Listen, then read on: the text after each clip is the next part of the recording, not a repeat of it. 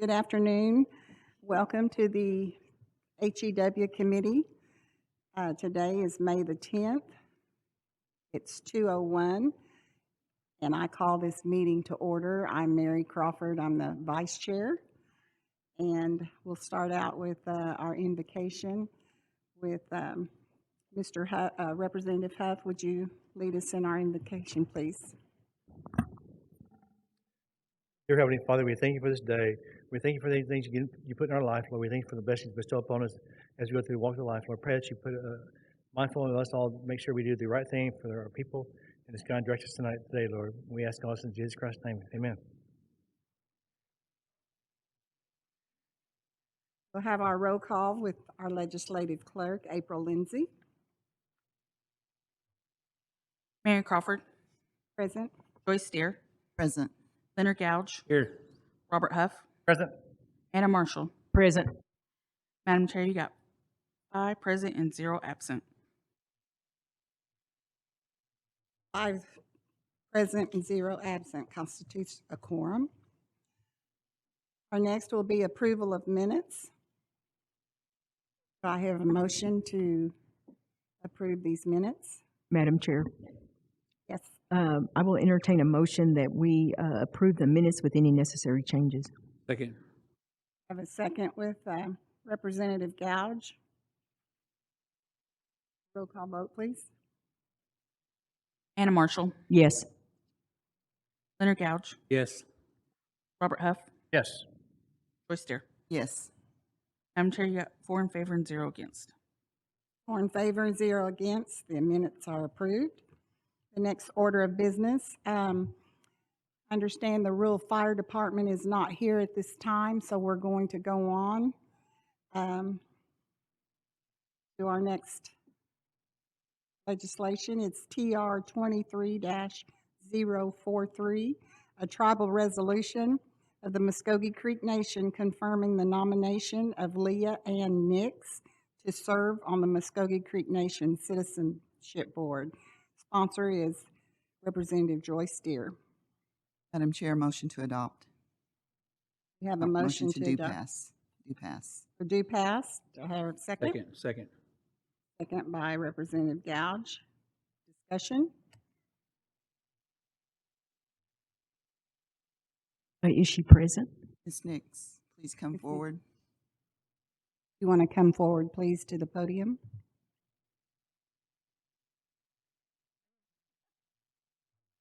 Would you like to tell us a little bit about yourself? Well, I am a big citizen, and I have 3 kids, 6 grandchildren. I've been on the board for about 6 years, and I enjoy the work that we do on the board. I enjoy being able to serve our citizens and our tribe in that capacity. My father, I don't know if any of you knew my father, Robert Miller. He passed away in 2019. And I have my own business, actually, and I do insurance, but I'm retired too. Do that on the side. Do we have any questions from the committee?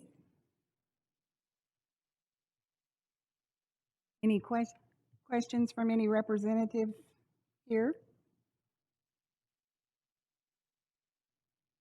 Madam Chair, I would just like to make a comment. I would just like to say I thank you for your willingness to serve the nation, and I have all my confidence is in Ms. Nix, so thank you. It's been an honor. I appreciate it. Thank you. Any questions from council reps online?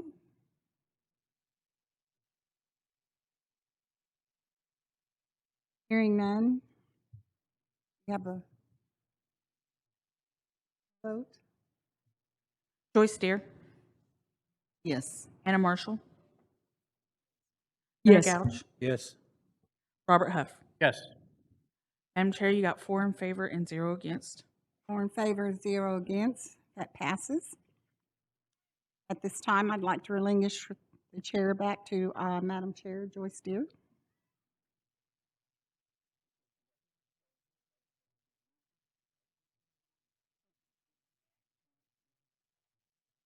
Mrs. Nix, would you be here, would you be able to be here in attendance before our next council meeting on May the 20th to answer any questions that the full council might have? Okay, it's at 9 o'clock that morning. Thank you. The next item of business is TR 23-045, a tribal resolution of the Muskogee Creek Nation amending TR 19076, a tribal resolution of the Muskogee Creek Nation to suspend all special appropriations and donations as amended by TR 2150, TR 2180, TR 21080, TR 22-0128, TR 22-143, TR 22-150, TR 22-155, and TR 23-170. Sponsor, Sandra Golden. Motion to pass. We have a motion for due pass from Representative Huft. Is there a second?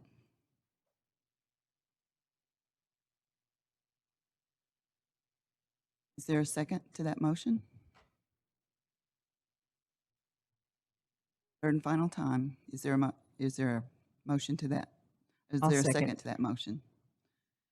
Second by Anna Marshall. Discussion. Ms. Golden? Are there questions for Ms. Golden? Yes, this has been a request from the summer kids camp in Okemah. They're calling it You Can. And they've asked for $2,000 to help them with feeding the children for the summer. And I thought Mr. Strickland was going to be here. I have left him several messages.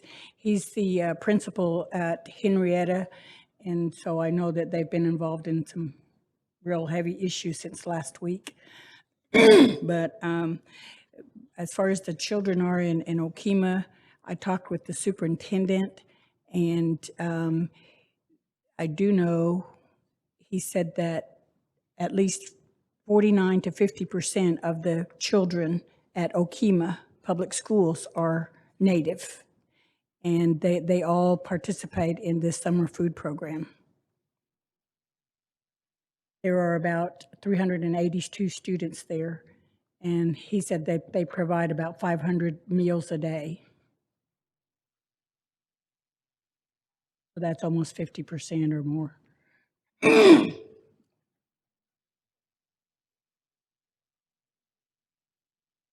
Are there any questions? Any questions from the committee? I have Representative Marshall? Representative Golden, on the, is this, You Can, I think that is the name of it, right? You Yes. Can. Is that the same program that all the schools have? Or is this an additional fund? As far as I understand, it's an additional fund program, because what they do is provide additional reading times and try to increase reading for this, especially for the elementary students. And they Okay. also ask other programs to volunteer to come and do some arts and crafts or whatever for the kids that come to the feed program. Oh, that come to be fed, right? Yes, Yeah, okay, that's the okay. primary thing. okay. Thank you. Is it just one meal that they serve, or do they supplement them with the backpack program? Well, I think if they get an additional funding from another agency, they also provide the backpacks. And they've, for certain programs that the school has, they also support that. But they, since they're a 501c3, they can ask other agencies to help with the food program. Oh, okay. Thank you, Representative Golden. Thank you, Madam Chair. Representative Marshall. Are there other questions from the committee? Are there questions from council online or in attendance? Hearing none, roll call vote, please. Robert Huff, Yes. Mary Crawford, Yes. Anna Marshall, Leonard Gouch. Yes. Madam Chair, you got 4 in favor and 0 against. 4 in favor and 0 against. TR 2023-045 is approved. Next item, NCA 23-030, a law of the Muskogee Creek Nation establishing a new law in Title 35, Chapter 13, Subchapter 2, entitled Tribal Grave House Assistance Program. Sponsor, Thomasine Yahola Osborne. Madam Chair, make a motion to pass. We have a motion for a due pass by Representative Gouge, second by Representative Huft. Discussion. Representative Osborne, would you like to tell us about this legislation? Yes, Madam Chair. I have Aaron Saltzman, the program manager, in attendance to expand on the legislation.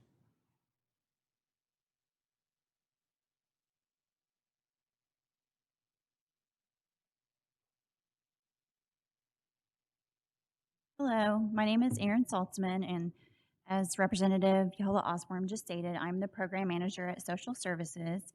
Me, along with the executive branch, have been working with Representative Yola Osborne to develop this program in which we are able to purchase the supplies for the construction of grave houses for deceased citizens. The way that we have sort of envisioned this program going is that it will be similar to the way our current Food for Funeral program works, in which we will partner with lumber yards within regional areas. We've reached out to Tulsa area, Sapulpa, Okmulgee, Henrietta, all the way down to Holdenville, to just kind of get a quotes on where they stand on their prices for these supplies. But where I was going with that is that our hope is that it will function very similar to the Food for a Funeral program, in which when a family comes in of a deceased individual, we will be able to issue a voucher to them, and they can take it to the applicable lumber yard, present it, and get their kit. And then they go and construct their grave house. The lumber yard will then turn around and send us an invoice at my department, and we will pay the invoice. So it will work on a voucher system. Are there any questions?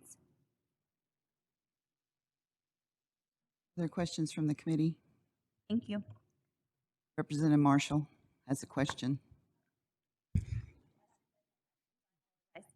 Okay, so each one is $500, correct? Yes, ma'am. Okay, and then the total annually is $250,000. Yes, ma'am. Okay, and if you don't use all the $250,000, does that go back to the nation, or does it stay in that fund? And then the next year you get another $250,000. The legislation does not stipulate where the funds go after the fiscal year. So I guess that would be maybe a question for Patricia, depending on the funding source. And I'm not sure who to listen to, you. oh, Okay, it'll carry forward until fully Okay. expended. Okay. Thank you, Representative Huff. So whenever y'all decided to institute this program, was there a great need for it? I mean, was there like an outcry for building the houses, the grave houses? I don't have any statistics to basically support there being a great need, but I do believe that there is interest in this for the citizens, especially the traditional citizens that do, carry on these traditions and construct the grave houses. We have heard over the years, it would be nice to have something to help with these grave houses. But as far as having an outstanding, tons of people coming and asking, I can't really support that. But I do think that there is a need and that there is a great interest in these grave houses. Okay. Yes. And then I have one more question.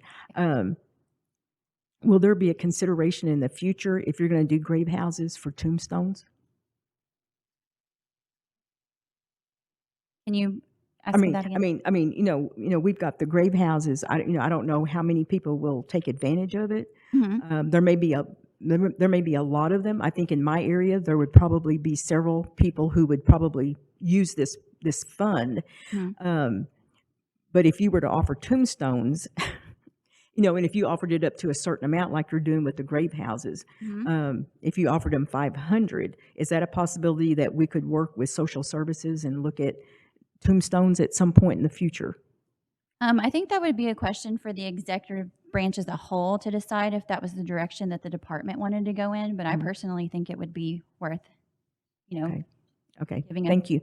consideration to. Thank you. Thank you, Representative Marshall. I have a question. So these grave houses, is it up to the families to build the grave house, then you give them the money and then they get the supplies and then it's up to them? Or do you help them with those? The way that it's set up as is would be that we would give them the voucher, they get it themselves, and they construct it themselves. So I wouldn't have representatives from my office constructing the grave houses, no. So it would pretty much be the way they want to build it? Or, Yes, ma'am. thank you. Are there questions from the committee online? Chair, Speaker Lowe, Yes, Speaker Lowe, you have the floor.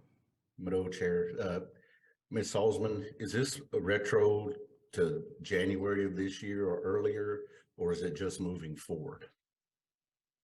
So the way the legislation is written, in subsection 13, it states that this begins fiscal year 2024. So Outstanding. Okay, this program would begin October. good deal. And just another comment, Chair, appreciate Second Speaker Huff saying that this would carry forward, because I remember us talking about some funeral averages of a year's time or within a certain year around 340-ish or something. So when we said 500, I didn't want us to manifest 500 deaths in 1 year. So I appreciate Second Speaker saying that it'll carry forward. So, but Madam Chair. Thank you, Speaker. Are there any other questions from council online or council in attendance? Madam Chair, this is Thomasine. Yes, Thomasine, go I ahead. just want to add a little bit more to it. Most families build the houses during the leading up to the funeral day. And so most generally they try and get those grave houses up by burial day. So I think this legislation would assist those families doing that, because in that time frame, there's a lot going on. And I think this would be definitely helpful for those. That would just kind of lift the burden from them during this particular time. Thank you. Thank you, Representative Osborne.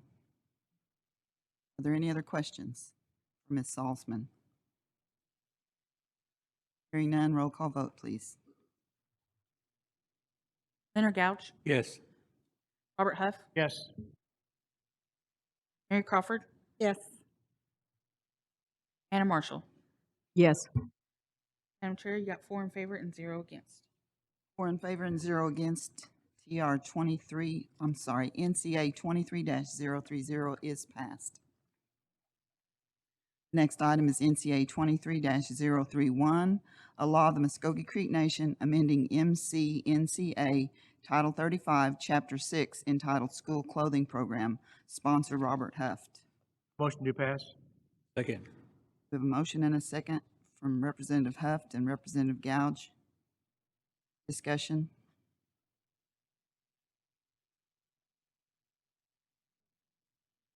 Ms. Salzman.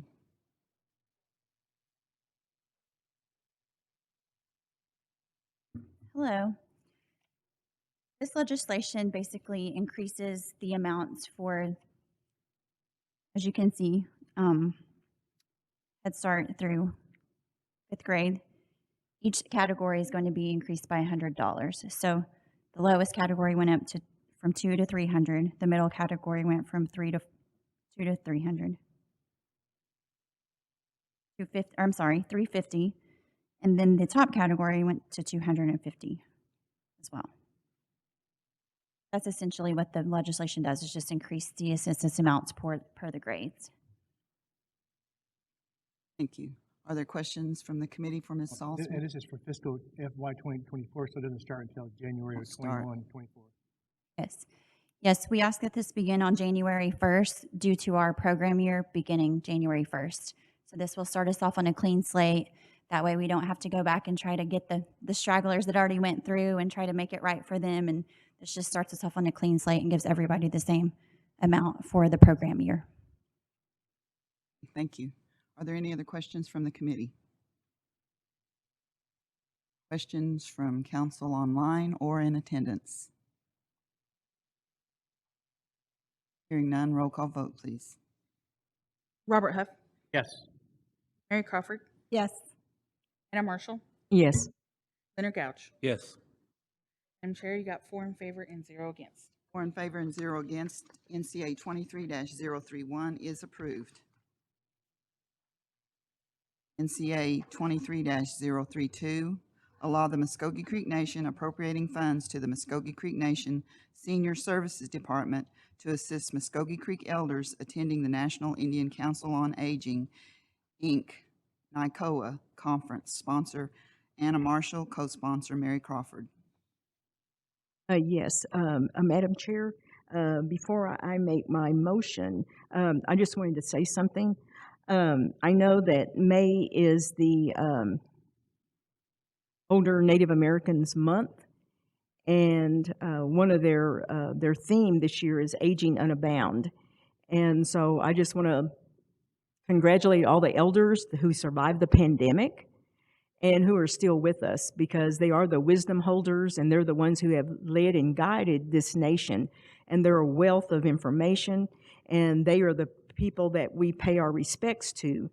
And based on that, one of the things that I looked at was the prior legislation that was done for NICOA, and it really saddens me. And Esther G. and several of us elders looked at that list that went, I believe it was in 2008. Most of those people passed away from COVID. And so today I come with a commitment that some of those people would be going to Cherokee, North Carolina if they had survived the pandemic.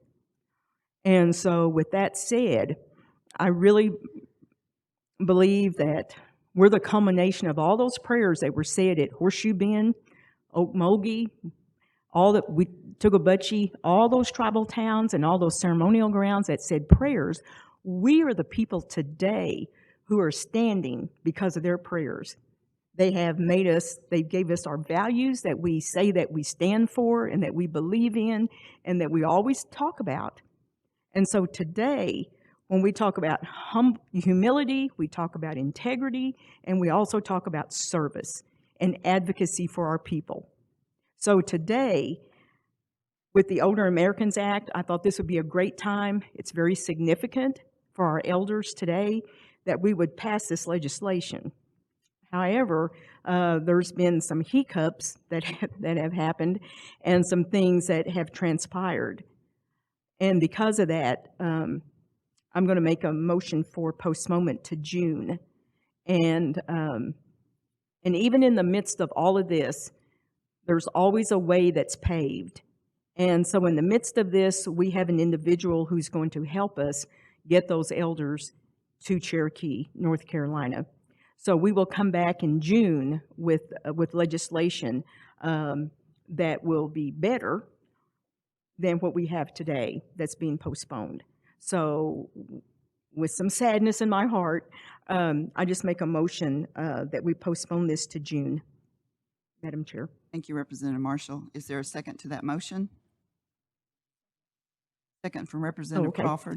Excuse me. It's supposed to be, I make a motion to postpone indefinitely. We have a motion from Representative Marshall to postpone this legislation, NCA 23-032, indefinitely. Is there a second to that motion? Representative Crawford has seconded the motion. Roll call vote, please. Anna Marshall, Yes. Leonard Gouch, Yes. Robert Huff, Mary Crawford. Yes. Madam Chair, you got 4 in favor and 0 against. 4 in favor and 0 against. NCA 23-032 is postponed indefinitely. Next item, NCA 23-033, a law of the Muskogee Creek Nation authorizing a donation to UCAN Incorporated for the Okema Summer Kids Cafe. Sponsor Sandra Golden, co-sponsor Randall Hicks. Do I have a motion? Make a motion to, for due pass. We have a motion on the floor from Representative Marshall for a due pass. Is there a second? Second from Representative Crawford, Mary Crawford. Discussion.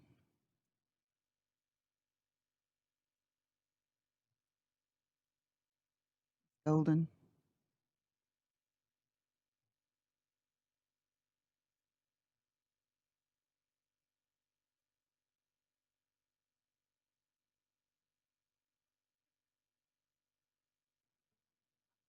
I'm sorry, I didn't hear. Were there any more questions regarding this UCAN summer food program? I apologize that Mr. Strickland is not here to answer any questions, but I will do whatever I can to get him here on Saturday. But like I said, he's the principal at Henrietta, and I know that they've been dealing with a lot of issues from last week, so. Thank you, Representative Golden. Are there questions for Representative Golden from the committee? Hearing none. I have one question. Representative Gouge, you have the floor. The 2,000, is that going for the food for the children, or is that going to pay some employees to be there? Not to pay employees, but it will help also to get laptops that have, what am I trying to say? They're no longer any good, and he said that they may need at least one, but because of the grant monies and the other program that they get funds from for food, this will help with that, because the other programs don't pay for stuff like laptops, and that's part of their reading program.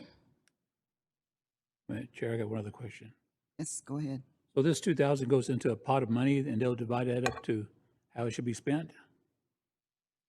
I'm sorry, I couldn't hear. Will this 2,000 go to a pot of money, and they'll figure out how to spend that, or is this directed to a certain event over there? It will go to the UCAN organization, and I asked him if he could give us a breakdown of what the money is spent for, and he said yes, absolutely. That is my concern, because there is a large number of Native American students over there, but I want to sure our money is going to go to take care of those students. Thank you. Thank you, Representative Gouge and Representative Golden. Are there questions from council online or in attendance for Ms. Golden, for Representative Golden? Chair. Yes. Yeah, this is Representative Hicks. I just want to make a comment on this. No, I've not had any part on this legislation, but I would just ask the committee to take a chance and just maybe let it pass the floor today. That way we can hear Mr. Strickland's answers on all of our questions that we have, at least give it a chance to find out all the right answers on it. Thank you. Thank you, Representative Hicks. A roll call vote, please. Anna Marshall, Yes. Leonard Gouge, Yes. Robert Huff, Yes. Mary Crawford. Yes. Madam Chair, you got 4 in favor and 0 against. 4 in favor and 0 against. NCA 23-033 does pass, and it will go to BF&J for a funding source.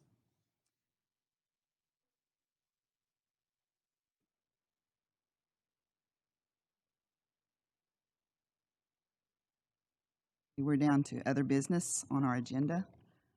We do have other legislation that has been presented.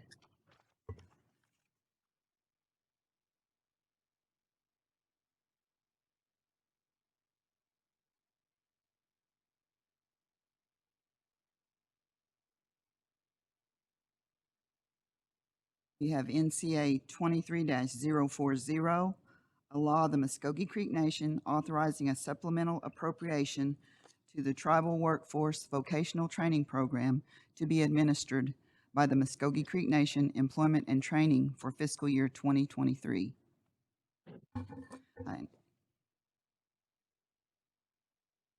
Can we have a motion to add this to the agenda?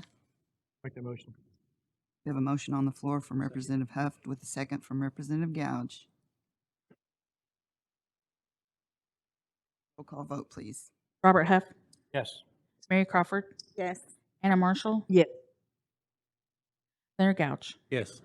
Madam Chair, you got 4 in favor and 0 against. 4 in favor and 0 against. NCA 23-040 is added to our legislation. This time, Ms. Josie, would you like to come forward and tell us about this legislation? Good afternoon. I just Wait, wanted to go wait, over this wait, Hold up just a second. I'm sorry, I'm getting ahead of myself. We need a motion for a due pass. Madam Chair, make a motion that we do pass NCA 23-040. Second. And we have a motion and a second from Representative Huft and Representative Gouge for due pass. Roll call vote, please. Oh, now I'm sorry. I'm getting ahead of myself again. Ms. Josie, if you will explain this to us. I wanted to go over the legislation that is presented to you all. This legislation is actually broken down into 2 categories. It's all funded under the adult vocational program. And within that program, we have the vocational tuition fees and fees assistance. So we also assist students that are going to vocational and technical schools. And then also the other budget within that is the work experience, the adult work experience, where we place people in positions for anywhere from 60 to 90 days with the hopes that they will be hired on full-time. And currently we're actually requesting $340,000 and $125. $150,000 of it will actually go into the vocational training program, which is for the educational side. And the reason why that has been a big increase is I believe it was due to the inflation. You know, we're at 8.4, probably 8.2, 8.4% right now. With the inflation, we've had a lot of students go back, a lot of people go back to school. So our numbers have significantly increased. Currently, we are at close to around 10,000 left in that.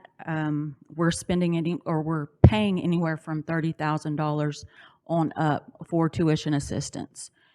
And there's not a set amount. Each person that comes in there, we develop a case plan for them.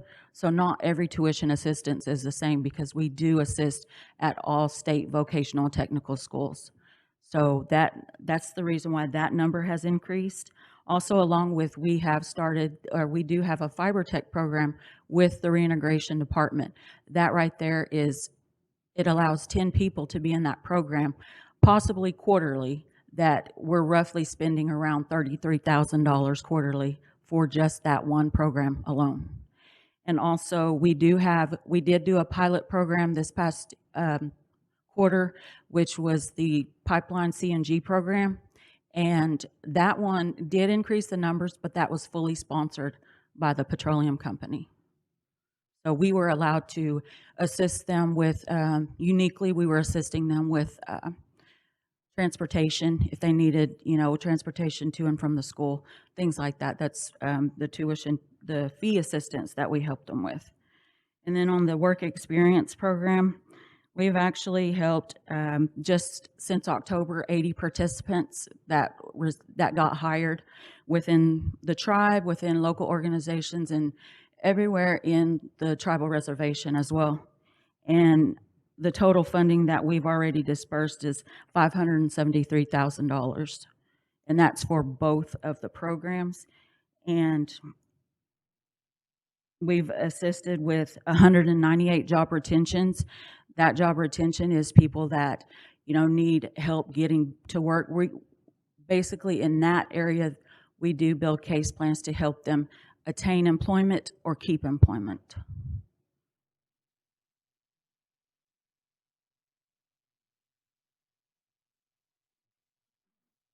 Are there any questions? Are there questions from the committee for Ms. Josie? Other questions from council online or in attendance for Ms. Josie? Chair Speaker Lowe. Yes, Speaker, you have the floor.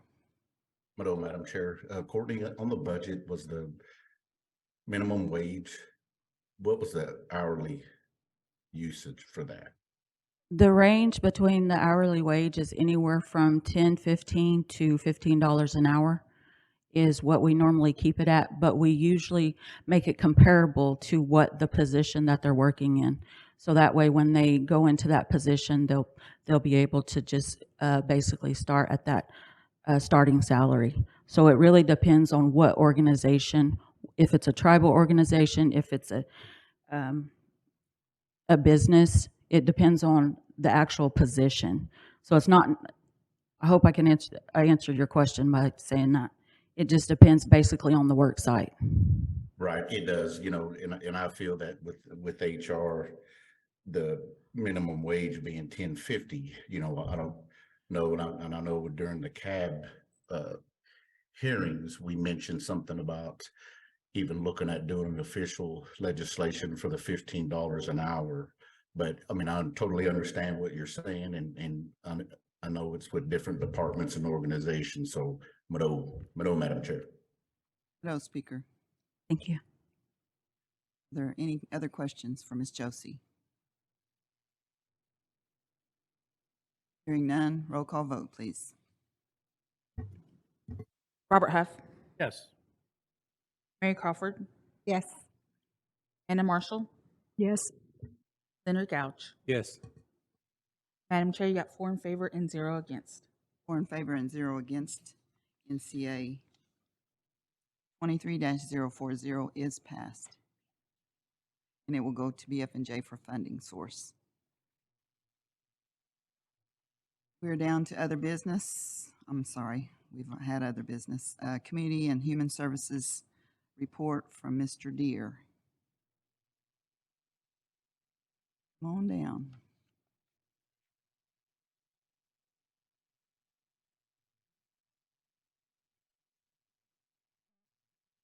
Good afternoon. Good afternoon. You have the floor. A few weeks ago at the, Can't hear you. On. excuse me? It's on. Microphone. Okay. A few weeks ago at Intertribal, I was approached by Representative Marshall, and we were going to the Indian Child Welfare meetings that were taking place over there. Ms. Marshall wanted me to update the program as it is right now, and that a lot of the subjects that were being talked about at that meeting and everything was one of the main was the Brackeen case that was taking place and is in court right now. I don't know too much about the procedure here, but I do have some handouts that the National Indian Child Welfare Program in Portland had put together with the assistance of the National Congress of American Indians, the Native American Rights Fund, and the Association of the American Indian Affairs had put together, and for questions that are being asked about this case would be answered in here. And if you guys want these, I can hand them out now or. Yeah.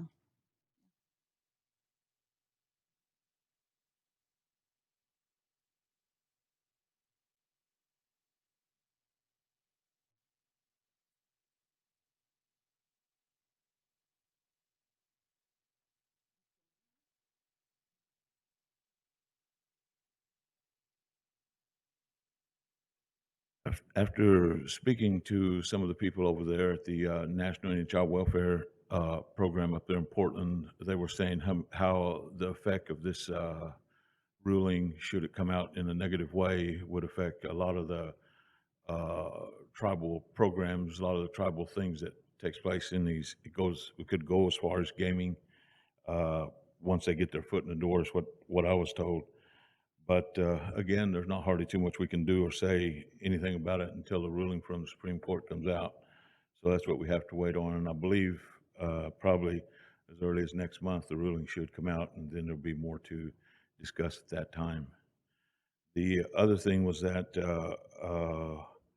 we had a acting director for Children and Family Services, and now she's the director. It's Michelle Bender, and she's the new director for Children and Family Services over there. And if there's any questions that you guys have for her, I'm pretty sure she'd be more than glad to ask, or if you have any questions for me. Michelle Bender, please stand so we can see you and acknowledge you. Thank you.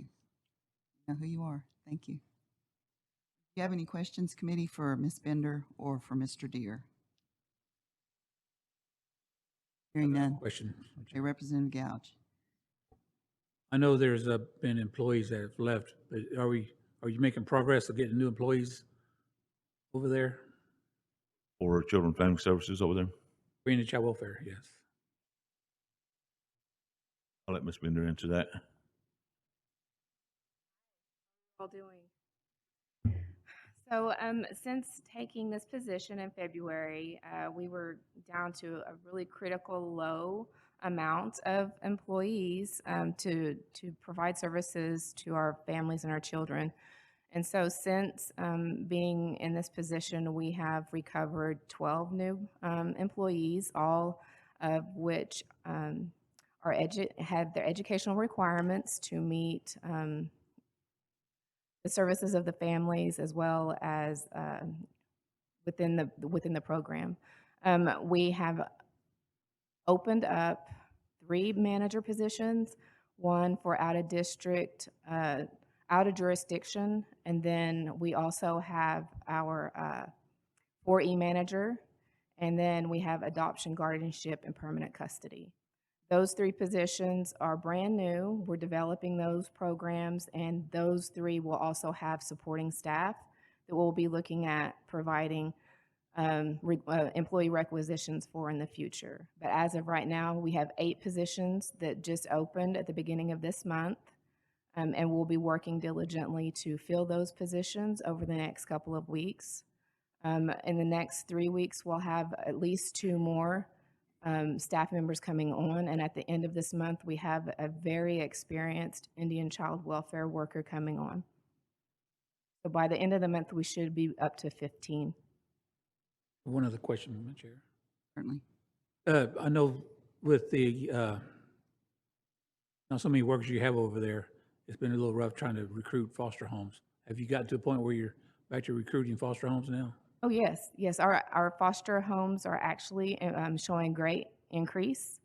We are currently up to 48, and the manager for CPRT is working on 6 additional homes as we speak. So our numbers are increasing. However, we're needing more staff to meet those needs. Thank you, Madam Chair. Thank you, Representative Gouge. Are there any other questions from the committee? Madam Chair, Yes, Representative Golden? I would like to ask a question. Yes, you have the floor. Ms. Bender, you said that you're adding new staff. How and when do you give them orientation for the policies and procedures that ICW goes by? That's the very first thing that they have to complete before they can even start taking on caseloads. Each new caseworker that comes in must go through at least 6 weeks of training before they can even start looking at or shadowing. So they not only have to do their onboarding with HR, they also have to do policy and procedure within our program with their managers. So the 15 that you'll have by the end of the month will not actually be providing any services for 6 weeks? Approximately, yes. But the 12 that have already come in are already in their various stages. Some have already started carrying caseloads, while others are still in the shadowing phase. Thank you, Ms. Bender. Thank You're you, welcome. Chair. Thank you, Representative Golden. Are there other questions from council in attendance or online?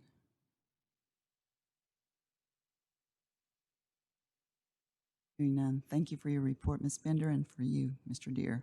Thank you.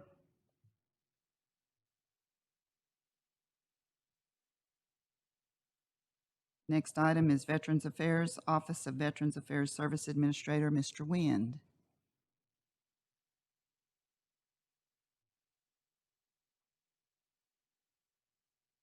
Madam Chair and committee, thank you for this afternoon. I just, as we had talked before, I just wanted to kind of stop by and give an update of events that are happening in the Veterans Office and see if there's any questions you might want to answer.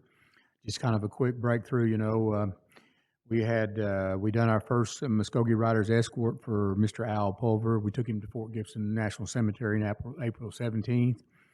We did have on March 25th, we did have a OHP safety training class for not only our Muskogee Riders, but our Light Horse Police attended that. We took over the HVRP program back in February, and we have a job fair coming up May 24th for jobs, available jobs for our veterans. We have a stand down and presumptive for our veterans. It's going to be September 22nd, which is basically we go out after the homeless veterans and we're able to set them up with their benefits and even provide clothing for them at that time. Our Women's Veteran Summit will be in October again. River Spirits, it was such a tremendous success last year. We've had a lot of response, a lot of questions about it, so we'll have it again this year. Our coffee and donut days have been very successful. We've added to it. Every quarter we try to now have not only maybe breakfast or chili, and next month we're going to have hamburgers, but something different for the veterans, not only be able to come out and know their fellow veterans, but to have something, they kind of get tired of coffee and donuts, so we're trying to do something a little different for them, we just sent AG Jerry Wisner to D.C. for the sponsorship meeting for the USS Muskogee Nation ship that the Navy's building for us. We're planning a Welcome Home Vietnam Veteran celebration in June. This is dear to my heart too, being a Vietnam era veteran. And I say this with all due respect. World War I, World War II, even our Desert Storm in Afghanistan veterans received some type of welcome home veterans or welcome home. Our Vietnam veterans never did. So we want to be able to do a celebration for them in June. We're in the planning stages of that. The update on the Veterans Benefit Concert, we raised about $31,000 in sponsorships. We didn't do anything on ticket sales. It was too late. I had a meeting with River Spirits 2 weeks ago. River Spirits is handling that for us this year, looking out toward the latter part of the year for entertainers and everything. So this is a go. I don't have a date or time yet, but hopefully right after the first of summer, we'll be able to let you know how that's going to be. We updated our webpage in February, and if you haven't had a chance, I suggest that you go to the webpage. You'll be able to see our services. You'll be able to see some of the activities we're doing. You'll be able to see our donate page, which our donate page too, we're working more extensively now to be able to bring in more donations. A good example is yesterday we had a donation from a company who donated $1,000 to help us buy a cooker or our grill so we could do these hamburgers, and even we're going to donate money for the food. So we're slowly getting into our area there. It's a new area for us, but we're really starting to push more and more our donation page. We're also in the process now, and I've had a discussion the last couple of weeks with some veterans, but we're in the process right now of designing a veterans, a Bronze Star tag for our veterans. Currently all we're offering really other than our veteran tags is our Purple Heart. But we have several other veterans. We have several Bronze Star veterans that we've not been able to honor with tags. So we're in the process of working with Tag Commission of making sure that our veterans get the due honor they need in some of these areas. These medals they have, these very distinguished medals, we need to be able to recognize for them. So we've already talked with the Tag Commission and on some other things, but this is something now hopefully we'll have a design for it in the next couple of days. We're working on it now. The other thing that we're doing is, and they say imitation is our best form of flattery. So I'm not going to give them a lot of flattery, but we're kind of taking off on the view of the Chickasaw Nation. They have a tendency to highlight their citizens, whether they're doctors or lawyers or educators or however. And every time I see one of those, I actually applaud because I think it's so nice that we do acknowledge our citizens. But we're going a different direction. Starting tomorrow, we will have 2 interviews with some of our Muskogee veterans that have progressed in life, contributing back to our nation and are what I consider very respectful. Well, of course, all our veterans are, but have really made an inroad into making us proud.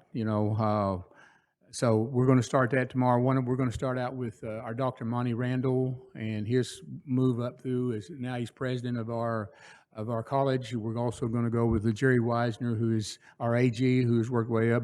But there's various ways we would like to do this, or we're going to try to do this every couple of months. I've talked with the chief about maybe there's something that we can do that we can even get on network TV, so that we can.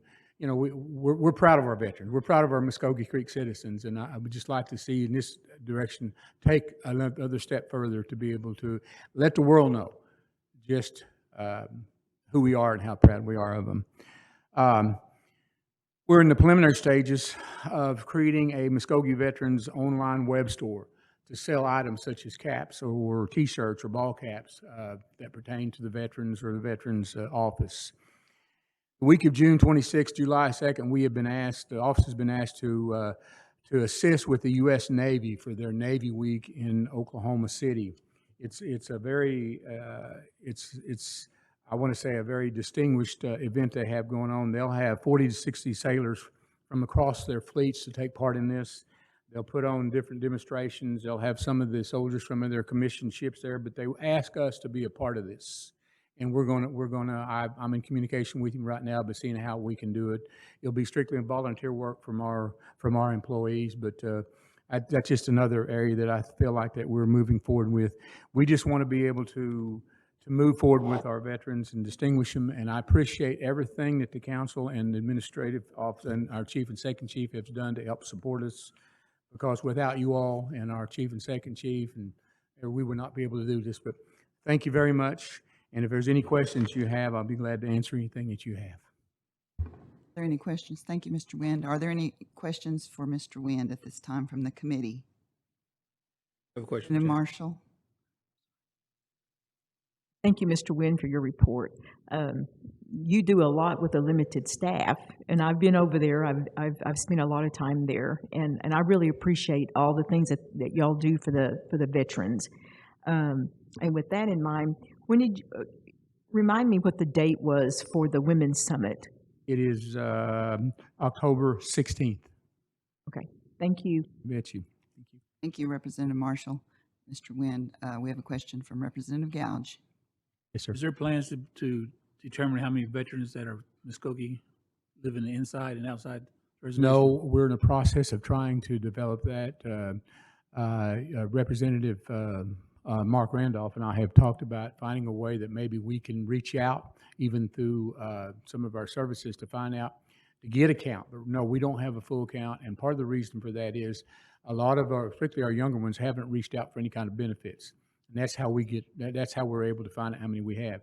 We're starting another page now, and I was just talking to this young lady here about we're reaching out to our citizens to let us know when you have one that's deployed, so that we can not only reach out to them, but we can send them packages. We can, the chief and second chief have expressed an interest to be able to ride them, or send them cards, or do something. So we let them know they're not. And Representative Gouge, you know what that's like to be able to receive a package from your nation when you're out there. So, but no, we don't. I made a long answer, but no, but we're working on it. Hopefully, we can find them out. And I would be afraid to estimate because exactly what it is right now, especially with some of our young ones in service. But as soon as I get a count, I'll let you know. Another question, Speaker. Yes, go ahead. Kind of bounces off the first question, because we find out how many veterans there are, because I'm kind of wondering, can the veteran get a discount on the tag, the Cree Nation tag? That's an issue we're talking to with the tax commission right now. I don't have an answer for you, but again, when I get an answer, I'll get with you on that. Thank you. Glad you're doing that. Now, as far as the discount, we do have a discount in that it only costs $15 a year for them to get a veteran's tag, and they pay no taxes on whatever it is. But as I understand, the state only charges them $6 or something, I believe. But yeah, we're in the process of talking to the tax commission about that now. That's what I was going to state. The state provides a tag cheaper than the tribe does for a veteran. But as soon as I have an answer, I'll let you know. Thank you, Representative Gouge. Are there other questions from the council in attendance or online for Mr. Wind on Veterans Affairs? Madam Chair. This is Sandy Golden. Yes, Representative Golden, you have the floor. Yes, thank you. Mr. Nguyen, you said that you guys did some fundraising and you raised 31,000 something funds? No, ma'am, what we done with it was when we done our concert, we asked for sponsors.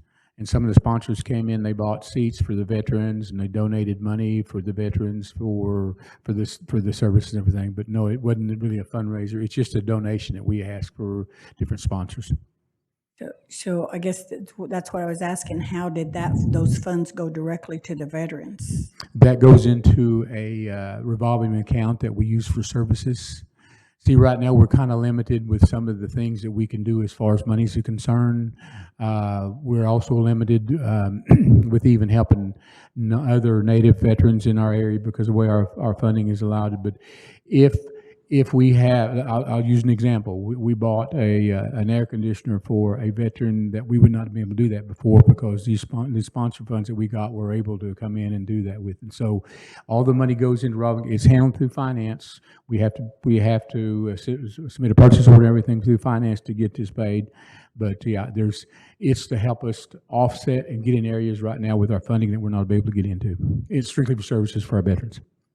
So the other question is, with the homeless veterans, how do you guys work with the tiny homes that we have sitting out there on the northeast corner of the complex? I probably ought to let to the housing. I know there's the past year there's been discussion about how we were able to get that into an area where we can use it. Initially, I think it was for COVID. And the way the grant was written, and again, I probably shouldn't talk on this because I'm not that familiar with it, but yes, we are working with them to see as they get the program policy set up that we'll be able to use that also. Okay, I was just asking because I noticed that they're still empty. Yes, ma'am. Okay. Thank you, sir. Thank you, Madam Chair. Thank you, Representative Golden. Are there any other questions from council in attendance or online? Madam Chair. Yes, Representative Hicks. Yes. Hey, Mr. Nguyen. Yes, sir. I was just curious. Have y'all in the office? Have y'all gotten accredited yet to start doing VA claims for our veterans? We're already doing VA claims. We have two of us that are certified now, so that we can work directly with the VA. We don't have to go through ODVA now. So if you were to come in and say you have, and we have a POA on you, and you want to know and process why your claim is slow or what's happening with it, we can look you up and be able to go directly to the VA files now and see what the bottleneck is. We couldn't do that 3 months ago. Okay, great. That sounds awesome because I know that'll, make things a little quicker Yes, for sir, our it sure veterans. does. So appreciate it. And part of the problem we might have a veteran come from Holdenville and need an answer, and before we couldn't get an answer, we would have to wait till we got hold of DVA and they got back with it. Now, if we have a POA, we can look at it right then and tell them, yes, sir. We've got that going now. All right, that's great. Thank you, Mr. Nguyen. Yes, sir. Thank you, Chair. Thank you, Representative Hicks. Are there other questions from council in attendance or online? Madam Chair, Speaker Lowe. Yes, Speaker, you have the floor. Madam Chair. Good afternoon, Grover. Yes, sir. I just wanted to say I appreciate you all taking on the Homeless Veterans Program.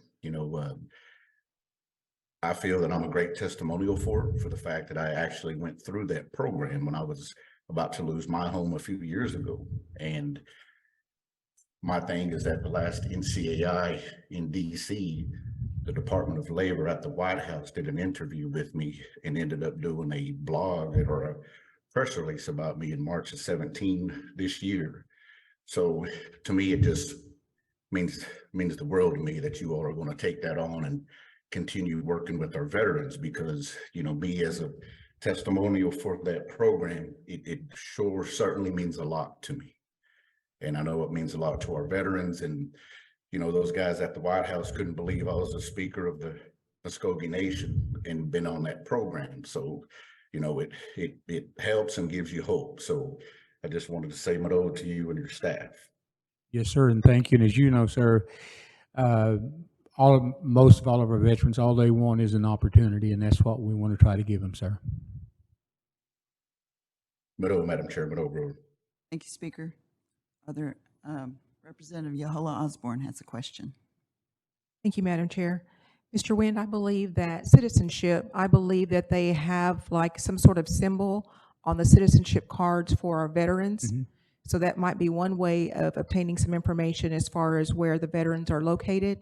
Okay. And also citizenship could consider, they were here earlier, but they've already left. They could consider also active military, putting some sort of symbol on their citizenship card too, which will help you Okay. get those numbers. Okay. Thank you, Mayor. sir. Thank you, Madam Chair.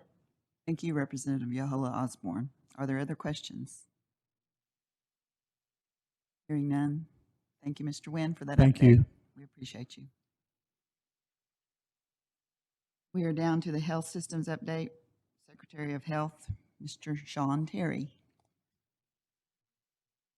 Thank you, Madam Chair. I've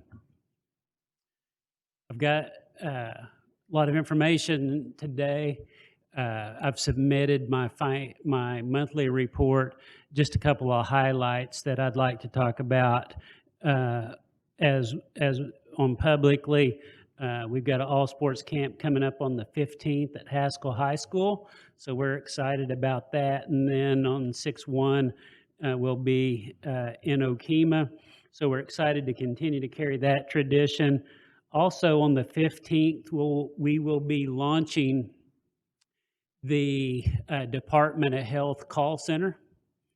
And so going forward after this date, that any time a phone rings at one of our facilities more than just about 3 times, it will roll over to the call center that's going to be located at Council Oak. We have a team of 5 people that will be answering the phone. And then to start out with, they're going to do a warm handoff. So that way, if you need to talk to someone at Coweta, you need to talk to someone at Sapulpa, they will answer the phone and they will say, let me get someone on the phone for you, let me put you on hold, and then they're going to hand them to a person. So I know that you guys have all experienced the phone issues and the complications of these things. We worked hard over the last couple of years trying to resolve this. We do think that this call center is going to be the next level of customer service that we're able to achieve.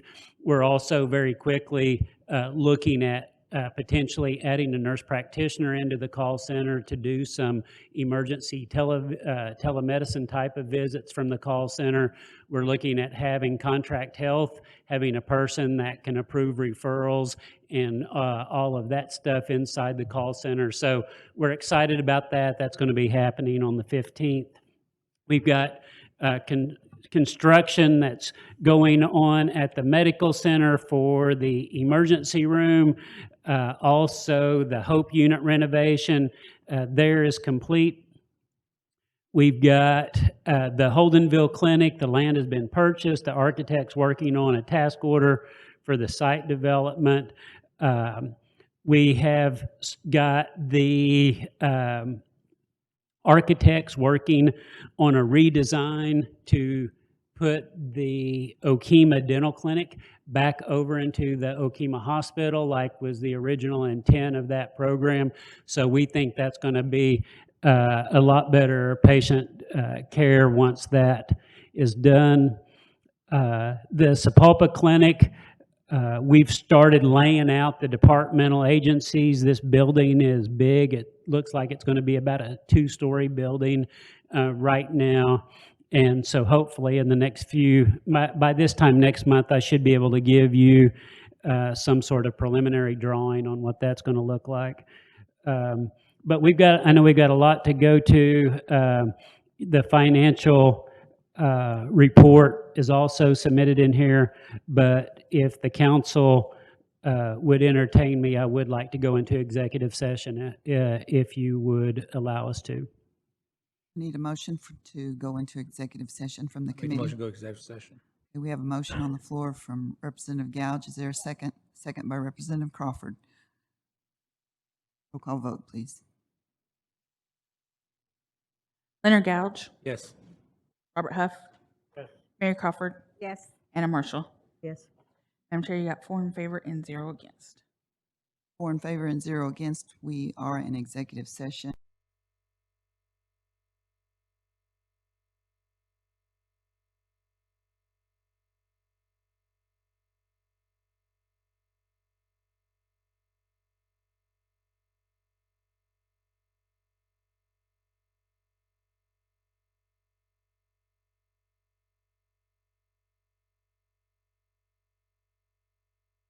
Thank you, Mr.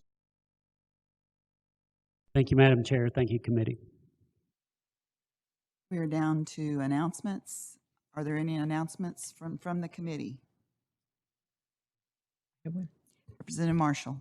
Just a reminder that we have a legislative day on Friday, May the 12th. It starts at 9 a.m., but they shortened it, so it adjourns at 12:30 versus 2:30. Thank you. And I would like to also take a moment of privilege, a personal privilege, to wish everyone a happy Mother's Day weekend and a happy Mother's Day for our mothers, and for, if you are a mother, the joy of being a mother. So thank you all and have a happy Mother's Day. And now we are down to adjournment and benediction. If I have a motion to adjourn by Representative Huff, we have a motion. Second by Representative Gouge. All in favor, say aye. Aye. Aye. And we will have our benediction by Representative Marshall.